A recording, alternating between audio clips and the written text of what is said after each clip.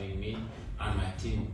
My name once again is Kyagulanyi Robert, although I'm more popularly known as Bobby Wine.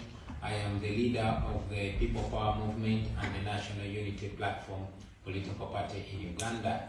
It's a pleasure to be able to once again represent the plight of my people in Uganda, not just the party that I lead, but the masses of the people. Uganda is a country of 45 million people, 85% of which are young people under the age of 35.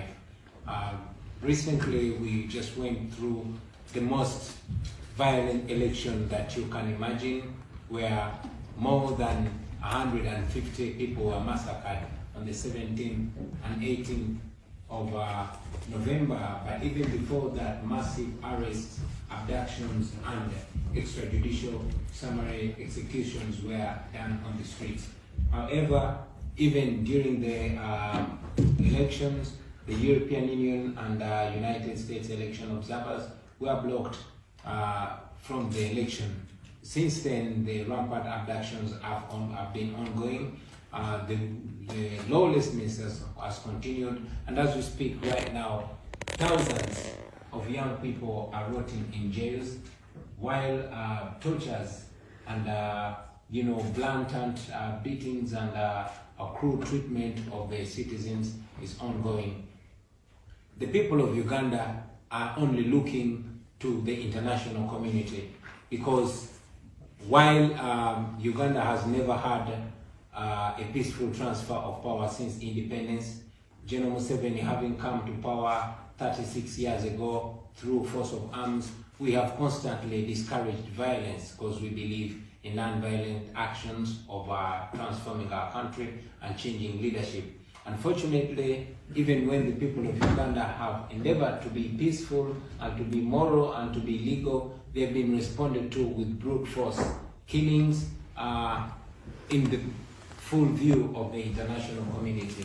The reason why I see this as a great opportunity is because we know that dictatorships like General Museveni can only be responsible and called out by the international community. Uganda is a country that largely depends on international aid.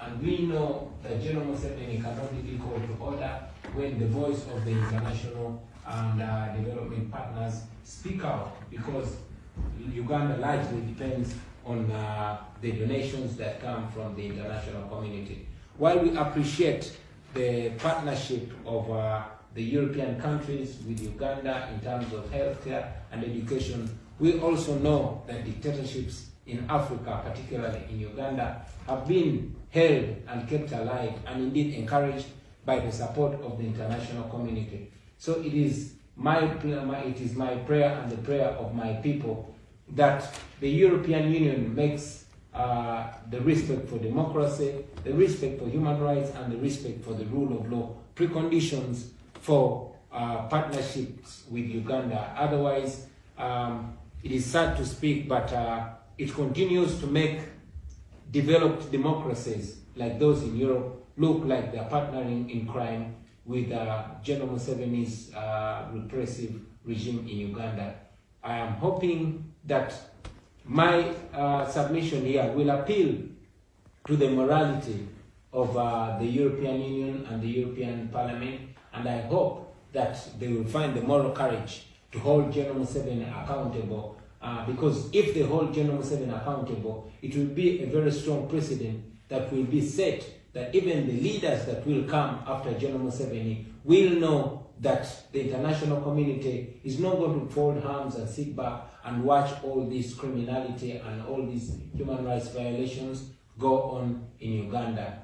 As I conclude, I will mention the most recent blatant human rights violations that have happened. One of the most famous writers in Uganda, who wrote a book called The Banana Republic, responded to a tweet by the son of the president, who is clearly above the law. He was picked and whipped, and the pictures have been moving on social media with his back cut with a whip with more than 100 times. Unfortunately, the world continues to look on, and international aid continues to flow into Uganda, which international aid is lost in patronage and corruption, while the people of Uganda continue to languish in desperation. It is my humble prayer that once again we are seen and indeed held by the values of morality that bring us together as the international community. We know that the European Union can evoke sanctions against all the human rights abusers. We know that the European Union can evoke the global Magnitsky against General Museveni, which will lay a good and strong moral precedent for the generations now and the generations to come. I thank you.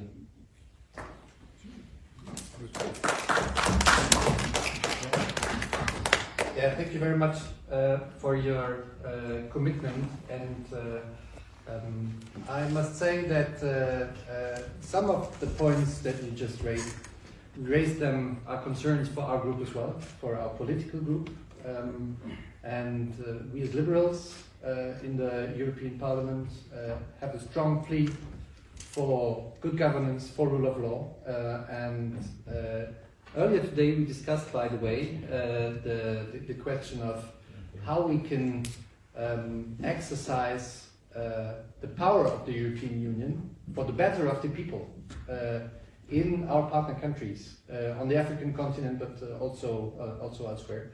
So, but I would now invite the colleagues to take the floor, to give a statement, to ask questions to you. And we'll start with Nico Stefanuta, who is, as I already said, the co-author of the Parliament resolution, and then I will give the floor to Barry.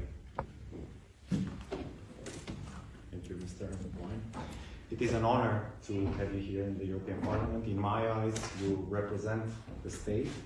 You should be a head of state in this moment. You should be somebody representing the Ugandan people, because that was the expression that the Ugandan people expressed.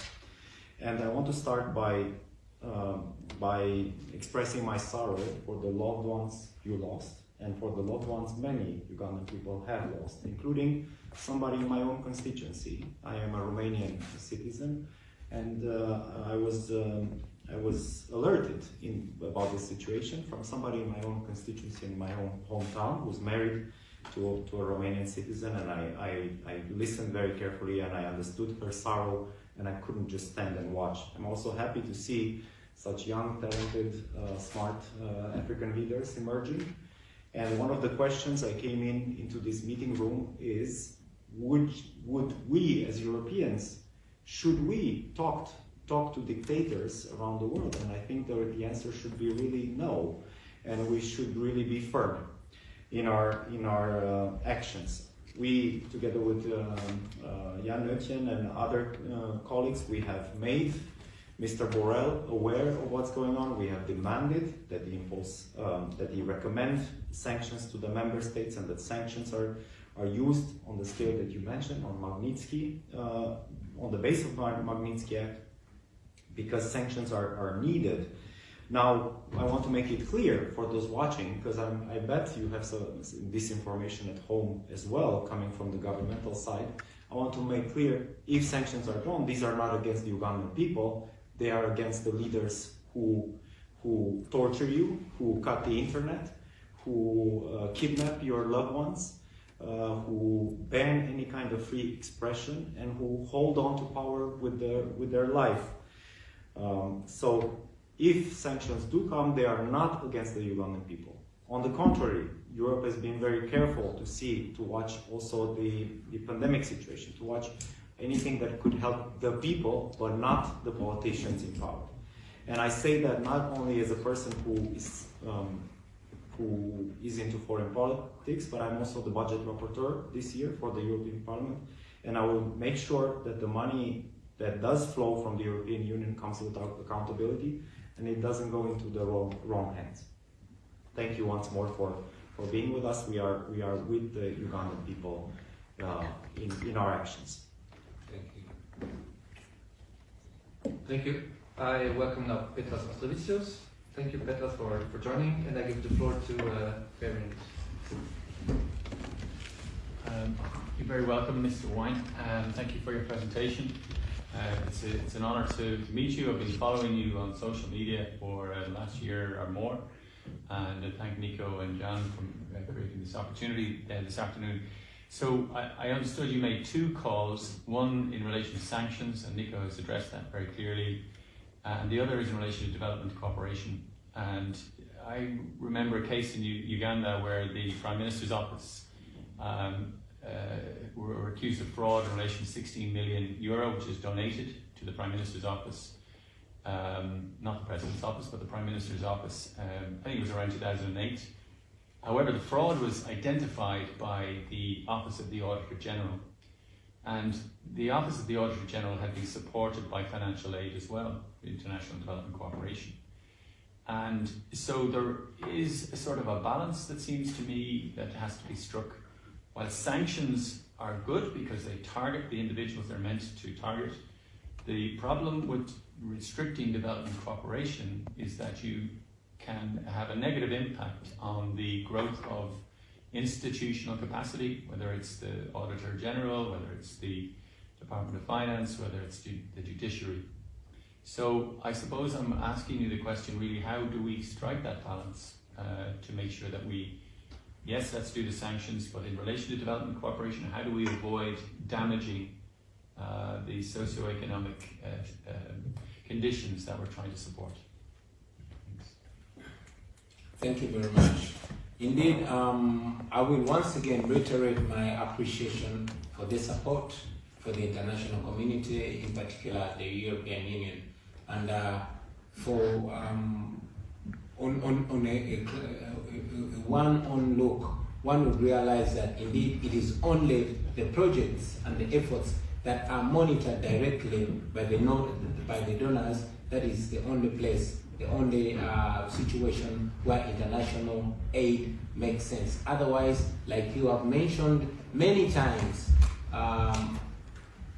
the international aid is siphoned and lost in corruption. In Uganda, we have a situation where the president is the state and the state is him. We have total breakdown of institutions that he directs where all the aid goes to. Many times aid that is aimed at helping the people of Uganda is actually turned into oppressing them, lost in, like I mentioned, in patronage and oppression. So while we support the cooperation, while we support the assistance, we would suggest that only the areas where the international community directly focuses and directly supervises the aid, that is only when the aid makes sense to the people of Uganda. Otherwise, the aid that is channeled to help the people of Uganda is many times ending up oppressing the people of Uganda.